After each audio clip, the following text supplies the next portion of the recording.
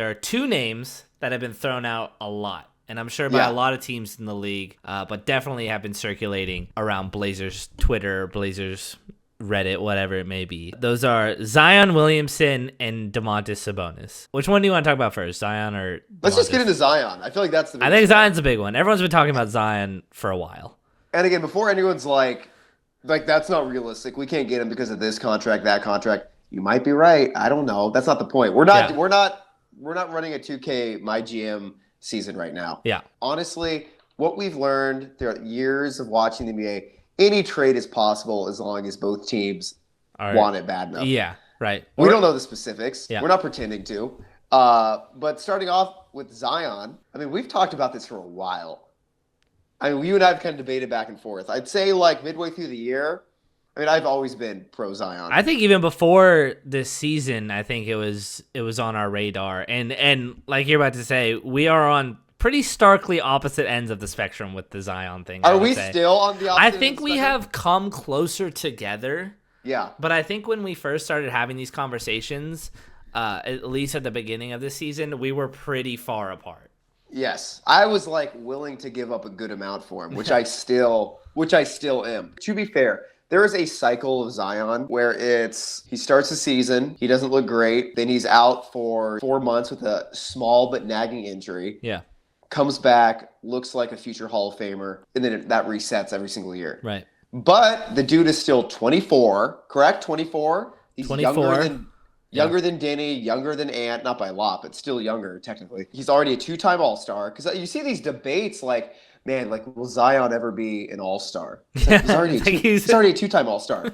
And we know, you know what I mean? Yeah. This guy who's put up like 27 and 8 on 65% shooting. Yeah. The question is not, can Zion produce on the court when he's on the court? The question is if he can stay on the court at all. But, dude, every time he's on the court and he's semi-healthy, it's like, oh, this is why he was I think going into the draft, the biggest prospect since LeBron, other than Wemby. I agree with that. And honestly, Zion was like kind of similar to the hype around him was similar to Wemby in that they were both physical freaks. Yeah.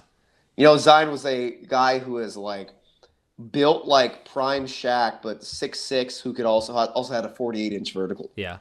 A guy who I don't think gets enough credit for this at Duke was a both ends player. Yeah. Like he showed that he could potentially. I watched every single Zion Duke game. Is that interesting? Wow. Yeah, because my shout out to Perry was his brother went to Duke, so we watched every single. Yeah, we watched. I knew that Cam Reddish was terrible. I knew that Zion was going to be incredible, or at least that's still somewhat up in the air. Yeah. And I thought RJ Barrett was going to be pretty good. That's all about true. It's all pretty true. Yeah. Zion is at the level of talent where he is worth the risk, basically no matter what. Yeah. Especially, and again, I know we're not doing mock trades, but I assume in order to get him, I would assume, it all depends on what draft pick we get, obviously. Yeah.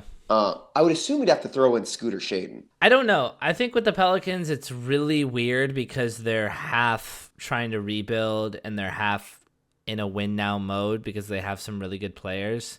I don't know if they're in the market to develop another young guy who needs a lot of work, especially when they're about to get a top 6 pick. Yeah. So they're a really weird one. They also just got a new GM, Joe Dumars. So who really knows what direction they're actually going to go. Joe Dumars, I don't know if you know this, is a legend. I've heard of being a bad GM. Is that what it is? Okay. The greatest picture, I think, in sports history. Do you have your computer? Are you able to look something up right now? Yeah. Joe Dumars' 2 phones. It was supposed to show for some article or something how hard it worked Joe Dumars was on ruining that Pistons team. It's my favorite photo of all time. Okay, yeah, I'm looking at the photo. It's one is a flip phone and one is it looks like it's connected phone to the computer, but big old corded exactly. one. I'll say this, and I'm lower on the Zion end, and I'll get to why in a second, but if you told me right now scoot DA for Zion straight up, that was all we had to do, I would still probably lock that in because I see the potential. With our lottery pick this year? With that, I get a little less. I start to lament the fact that we're giving up depth to Are get you lamenting Zion. right now? I'm lamenting. I'm actually in the Dude, that's middle big. of lamenting. It's a good thing I'm already sitting down. That's big The reason I am less on Zion is because he doesn't seem to solve the problems I think we have. If we got Zion at a good deal and he kind of fixed the problem of like scoring at the rim or defending at the rim that I think we have that we had in the scenario, then I'd be a little bit more for it. I don't think, like, hypothetically, if those are our issues. If those are our issues. I felt like, why are you naming the two things we're good at? Exactly. What I think Zion is good at is I think what we're good at now is slashing to the hoop and keeping people away from the hoop. We're bad. I mean, I don't think we're a bad perimeter defense team. I actually think we're pretty solid, but we're definitely a bad perimeter shooting team. And if you threw Zion in with Denny and Klingon, and then like Tumani's still kind of an iffy 3-point shooter, it's like it's gotta be like like Steph Curry out there as the fifth player to really spread it out. You know, like it feels very clogged. And maybe in a world like just overloading on that and just be like, let's just like attack them at the hoop over and over, like. Denny doesn't go, give it to Zion. Zion goes. Like maybe that's some sort of like next level big brain. LeBron thing. and D-Wade Heat. That's all it was. Right? Like maybe there is some. It was vicious basketball. Maybe there's something to that. I won't rule it out, but to me the Zion is a bit more unattractive because not only does he carry all this baggage that I think when we're a young team, like fighting on accountability and defense and trying hard and like being there every day and being cohesive, like you throw that in there and it kind of could blow things up, and that's risks that everyone sees, right? Like you obviously see it when the upside to that is not making our team extremely dynamic, which I don't think it's doing because we already have people who do those things. That's why I'm a bit more sour on Zion. I'll take it at a good deal, but I think Scoot and a pick. I mean, getting rid of DA is a positive, right?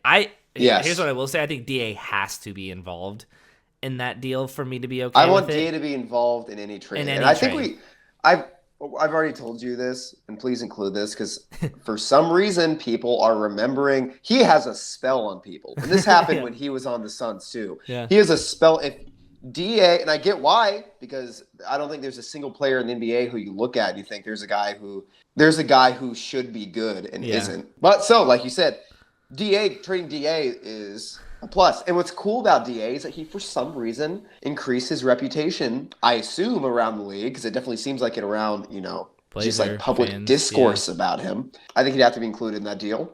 I think ideally, in a perfect world, actually, I don't know what you think about this. I want to ask you this. Would you rather do Scoot, DA, and the 10th pick for Zion, or DA and the 4th pick for Zion, assuming we move up to 4th? Is that kind of a juicy question? I would probably do... I think those are the two options. Wow. I don't personally think we'd give up the 4th, DA, and Scoot for Zion. No. Though I personally would think about it. I think I would rather give up DA Scoot in the 10th pick than give up DA in the 4th pick. And I don't think either answer is wrong or right. I really don't. That's a really tough one because I'm not trying to give up on Scoot yet, but I think what I'm trying to find in the team and again, I think one last positive to Zion is that like getting rid of a couple of players that we're like iffy on and getting one top tier potential guy, like taking a big swing, right? You got to take these big swings in the NBA, and hopefully it would work out. And I think we have a lot of like loose ends to tie up to really make this roster what it is. And so, I'm gonna support going for one big guy, but I think, and he is a very large dude, but he's humongous. Yeah, but so we just gotta choose the right time, and I just think it's a little too risky for that. I would say that your point about it clogging the paint is absolutely my number one worry too. Because then you see that, you think, oh, well, Klingon has to learn how to shoot threes. Yeah. Well, so you said that you want to you're willing to take a swing at, a big name. Like that's important, which I agree. Because I look back at Blazers history, I think I'm looking for a Rasheed Wallace trade. Yeah. would you be willing to make that big swing for a guy who is also a legend of that Blazers team? Arvydas, his son, his baby boy, a Lake Oswego, Oregon legend. Is that where they lived in Lake Oswego? Is that where it was? I think that's true. Yeah, I think that's right. This is, I think, a really good question, especially now that it feels like pretty possible. A guy that I didn't even think about until like a month ago. Yeah. The first thought that goes through my mind when I think of Sabonis on the team is I can't kick Klingon out. Like I'm not gonna, and look, Klingon might get kicked out at the start of the season for Ayton, which would be a travesty and really be kind of a red flag in my eyes of how Chauncey views this team. Absolutely. But say Ayton is gone for Sabonis, right? Where again, just say that's the blessed hand we've been dealt, right? I see Klingon as so instrumental to the backbone of this defense that we've 100% built, right? You and I have preached this, and I hope people are understanding that's, he is such an important piece to how we can play defense, how we can play so aggressive. People really need to understand that Tumani has Klingon so much more to thank for how aggressive he can be in all that he does than I think they understand, right? So he's so important to that. So when I think of getting Sabonis, I'm like, are we going to shell out like a pick and another, like 2 picks and a good player right now to get Sabonis on the team and reduce Klingon's role and then try to make up that ground defensively? You saw it with the Kings, and I think we're built a little bit better to take on Sabonis from a defensive standpoint, because you threw Sabonis in there with like Levine, Malik Monk, and DeMar DeRozan, and like there's just no shot they have good defense, right? Yeah. So I think we're a little bit better equipped to handle it, and I think it could work out well. Like I think we would see immediate positive results. Well, here's my my take is I think he would be an incredible 4 to play next to Klingon. Yeah. I think he has more than enough of a 3-point shot to do it. Yeah. He would come into the team, and honestly, he would probably immediately be the second best 3-point shooter on the team next to him. Yeah, that's actually kind of true. He really would be, right? Yeah, low volume, but you're right. He built his 3-point. He's not even that low volume. Let me pull this up. I mean, look it up. He's like, has he played the 4 before? I'm almost positive Pacers next to Miles Indiana. Turner. I'm almost positive. Okay. Yeah. Because he's just been playing center with the Kings, but again, it just feels like they're so small. I just don't think he's a starting center defensively. Yeah. And even then, like the Kings have had a passable defense with him before. And that's like 41.7% on 2.2 shots. Oh, it's 2.2. That's less than I thought. It's not that much, but it's more. That's double. Well, actually, there was a stretch on Indiana where he was shooting about that much, but only 32%.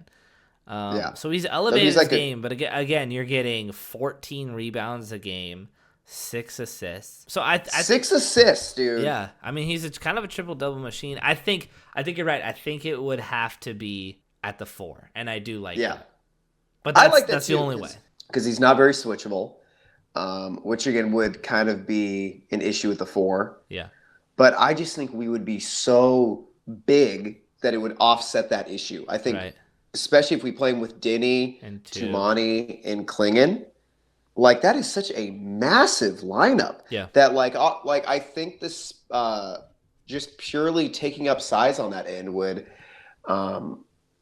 allow us to kind of hide his defensive liabilities because he would go from being a smallish center to a massive power forward. Right. And like especially in comparison to lineups that Kings run compared to us, we'd be let's assume that. Unless you could put Shea or Ant. That's another thing about Sabonis is like it makes it less important for us to have like a really great playmaker at point guard because he's such a good playmaker as a big man. Yeah. All of a sudden it's like, oh, we can have, we have Denny, let's say Ant, let's say even say Shea, let's say Sabonis. That's 4 like solid secondary ball handlers. Right. And all of a sudden it's like, oh, you don't really need a guy running the offense, which honestly I think the NBA has shown at this point, because I've seen a lot of people say like, oh, our offense was struggling in this way because we didn't have a traditional point guard. Right. There's a lot of great teams right now in the playoffs who do not have a traditional point guard. It's not – if you have 4 guys who can handle the ball, who can pass the ball, who can, do things like that, that's more than enough. Yeah. So I like him at the 4. We'd immediately be the best rebounding team in the NBA. Yeah.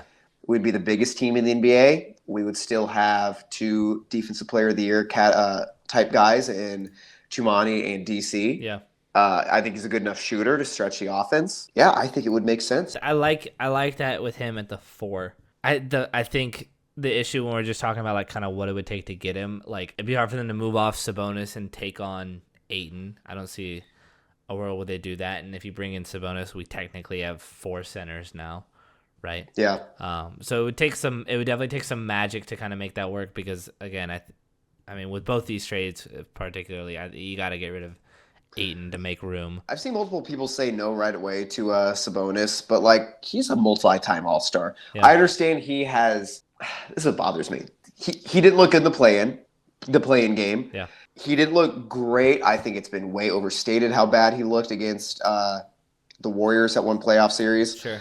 I think it wasn't that he was played off the floor. It's just that he didn't do well at the things he's good at. That's why he looked bad. Yeah. He never really looked at like a liability. He sort of did in that playing game. He didn't look great. On the right team, could a guy who puts up 20, 14, 6 assists on 60, 40 shooting or whatever he's at, if that's not a viable player who also, could play the 4 for us, I think on a huge lineup. Yeah. And could just be our backup center then and get those minutes as well. Right. Not saying we'd bring him off the bench. Yeah, but like our starting power forward and our backup center. He could play because he can play a lot of minutes too. Yeah.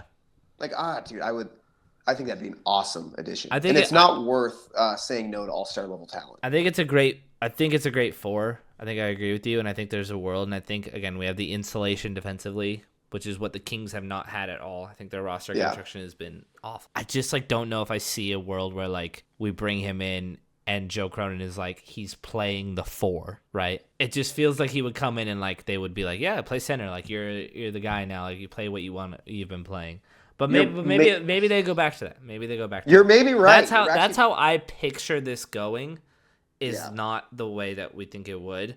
But I totally would if they came in and they were like, you're playing Sabonis, you're playing the 4, Klingon, you're gonna be our starting 5 going forward. I'd be like, all right, let's try it out. Let's try it. That's a swing, right?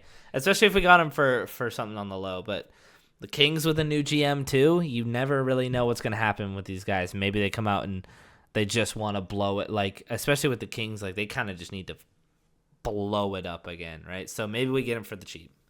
And I'm also the opinion that if we have Denny, Tumani, and Klingon playing, we are at worst, our absolute lowest ceiling is league average defense. Right.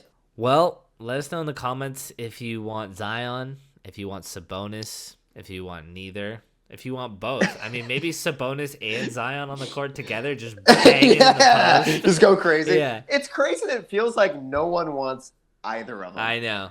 Like, really? No one wants? I mean, obviously not no one, but you know what I mean. Like, they're buy low candidates for sure. And I mean, if guys, these are multi-time all-stars. Have some fun with the possibility, the idea of it. If it goes right, it could go very right. So we'll see if it happens. We'll see what Joe's got up his sleeve. But we appreciate you guys listening. We'll be back with some more trades, I think, in the next video. Some less blockbuster trades, I think. Yeah. That's where we'll go. So appreciate you guys listening. Like, comment, subscribe as always. And go Blazers. Blazers are cool. Blazers are cool.